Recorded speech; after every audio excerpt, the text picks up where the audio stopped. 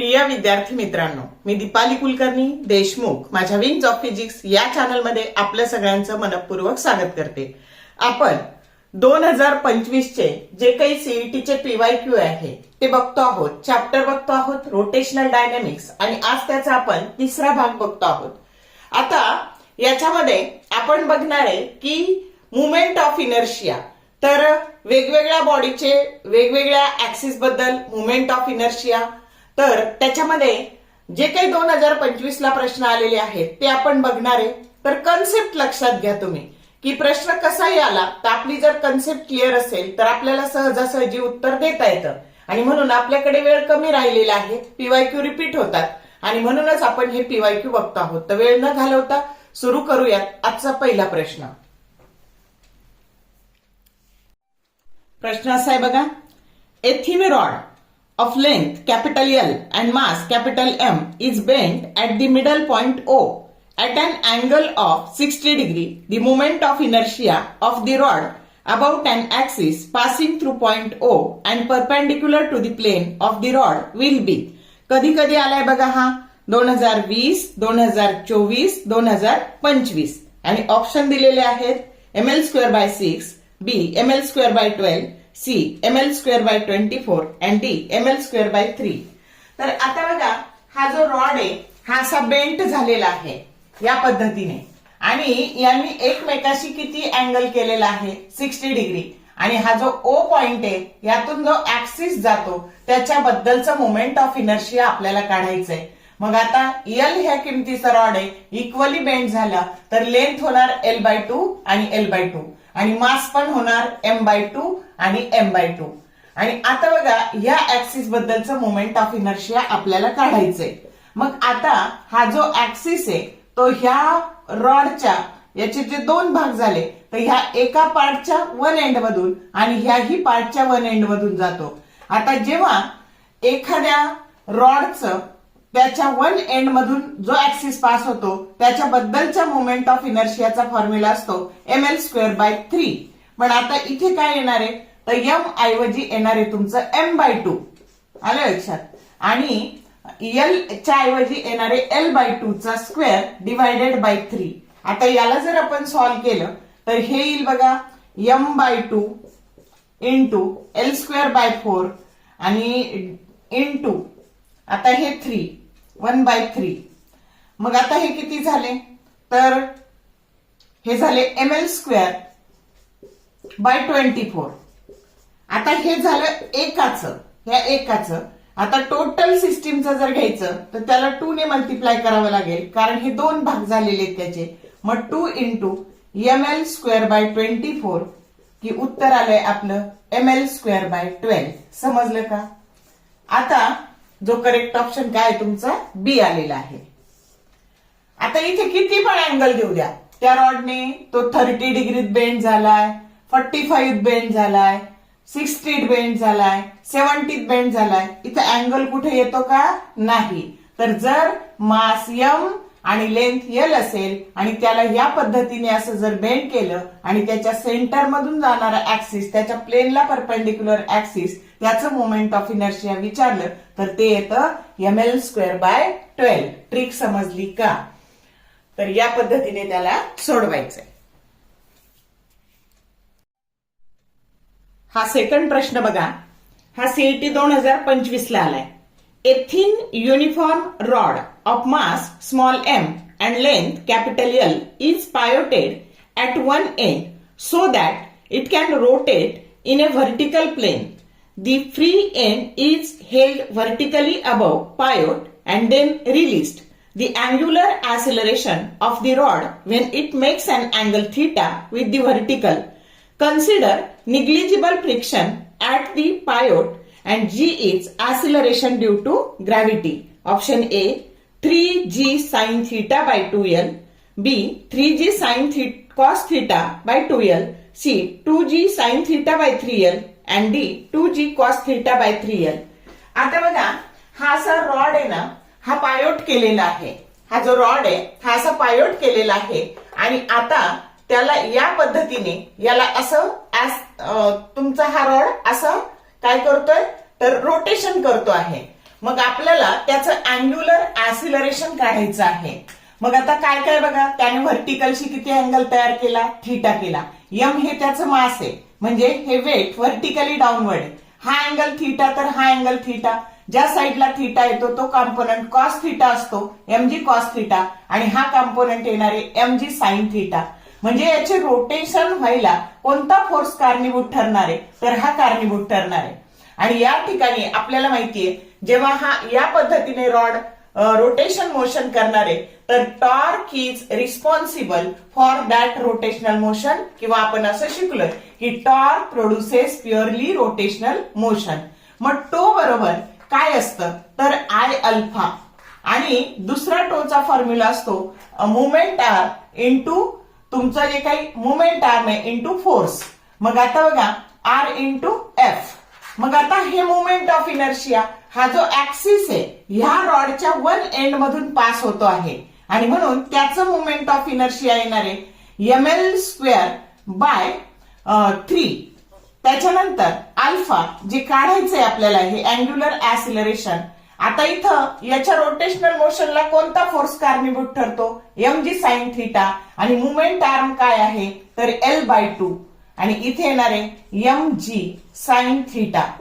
आता काय करायचं, तर आपल्याला हे अल्फा पाहिजे आहे. हे एम कॅन्सल झालं, एक एल काय झाला कॅन्सल झाला, आणि आता शिल्लक काय राहिलं alpha, that is equal to 3g sine theta by 2l. हा एल इकडं आला. समजलं अँग्युलर ऍसिलरेशन कसं काढलं ते, की जो करेक्ट ऑप्शन काय आहे ए आहे. आपल्याला फिगर पाहूनच भीती वाटते, पण एकदम सोपा कन्सेप्च्युअल प्रॉब्लेम आहे. समजला का? पाहिजे तर परत एकदा सांगते की इथं हा रॉड इथं पायोट केलेला आहे, आणि ज्यावेळेस त्याला ह्या पद्धतीने रोटेशन्स येणार आहे, तर आपल्याला त्याचं अँग्युलर ऍसिलरेशन काढायचंय. म्हणून आपण टॉर्कचा फॉर्म्युला घेतला, टो बरोबर आय अल्फा, आणि त्याचा अजून एक फॉर्म्युला असतो की force into moment arm. R हे मुवमेंट आर्म आहे आणि एफ हे फोर्स आहे. मग आता हे जे वेट आहे vertically downward, it is divided into 2 component. मग आता त्यातला जो फोर्स म्हणजे रोटेशनल मोशन घडून आणायला कोणता फोर्स कारणीभूत ठरतो, एमजी साइन थीटा. म्हणून हा झाला फोर्स. आणि मुवमेंट आर्म तर ऍक्सिस ऑफ रोटेशन पासूनचं परपेंडिक्युलर डिस्टन्स, त्याला मुवमेंट आर्म असं म्हणतो, ते L/2 आहे. आणि मग हे वन एंड मधून, रॉडच्या वन एंड मधून जो ऍक्सिस पास होतो त्याचं मोमेंट ऑफ इनर्शिया ml²/3 घ्यायचं, आणि आपल्याला अँग्युलर ऍसिलरेशन काढायचं आहे, आणि ते आपल्याला या पद्धतीने मिळतं 3g sine theta by 2l.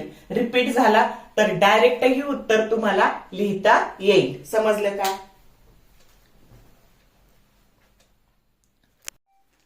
आता हा प्रश्न सीईटी 2022 आणि 2025 ला आलाय बघा. The radius of gyration of a solid sphere of mass capital M and radius capital R about its diameter is kd, and about a tangent of a solid sphere is kt. The ratio of kt to kd is option A 7/5 B 7/2 C 5/2 and D 5/3 आपल्याला radius of gyration solid sphere, आता हा असा solid sphere आहे, त्याचा हा diameter आहे, आणि ही tangent आहे. आता याच्याबद्दलचं मुवमेंट ऑफ इनर्शिया असतं 2/5 mr². m हे मास, r ही रेडियस, आणि अबाउट टँजंट हे असतं बघा 7/5 mr². याच्यात फक्त mr² मिळवायचे. हे झालं टँजंटचं. मग रेडियस ऑफ गायरेशन कशी काढतात, तर k that is equal to √of I/m. मग आता दोन्हीची पण काढू, केडीची काढू. आता I डिवायडेड बाय ह्या व्हॅल्यूला m ने डिवाइड केलं, काय झालं कॅन्सल झालं, आणि √of 2/5, आणि याच्या बाहेर आला r² आहे, त्याचं स्क्वेअर रूटच्या बाहेर आलं r. असं केटी काय येईल तुमचं √of I/m. मग आता इथे m कॅन्सल झाले, √of 7/5 इंटू r. रेशो कशाचा विचारलाय, केटी टू केडी, ही भागिले हे केटी टू केडी.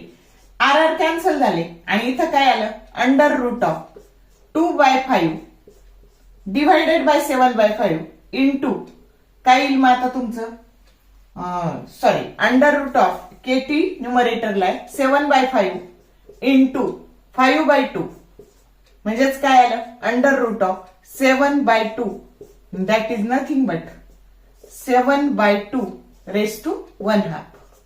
समजलं का? हे आलं आन्सर.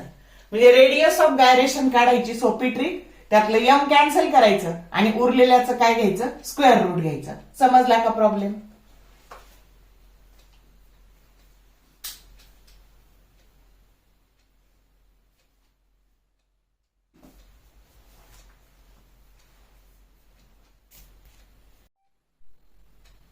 हा प्रश्न सीईटी 2024 आणि 2025 ला आलाय बघा. 4 thin rod of same mass capital M and same length capital L form a square as shown in the figure. Moment of inertia of this system about an axis passing through point O and perpendicular to its plane is option A 4/3 ml square, B ml square by 3, C ml square by 6 and D 2/3 ml square. आता बघा असा हा 4 रॉडचा square बनलेला आहे. हे 1 2 3 4 असे हे 4 rod आहेत आणि या O पॉइंट मधून जो ऍक्सिस जातो तो passing through its plane and passing through its centre and perpendicular to its plane त्याच्याबद्दलचं मोमेंट ऑफ इनर्शिया आपल्याला काढायचंय. मग ही जर लेंथ जर तुमची टोटल एल असेल तर ही L/2 झाली.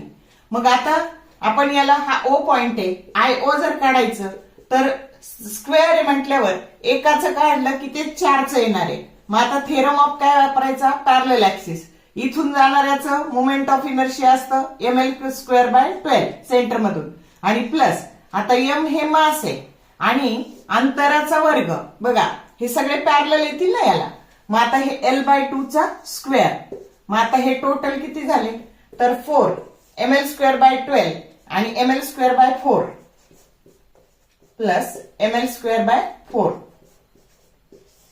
मग आता LCM 12 निघाला. इथे हे 4 हे 12 निघाला तर हे झाले बघा 3 ml² आणि 3 ml² हे झाले 4 ml². मग आता काय झालं 4 1 जा 4 4 3 जा 12 आणि उत्तर आलं तुमचं 4/3 ml². जो करेक्ट ऑप्शन काय आहे ए आहे. समजलं का?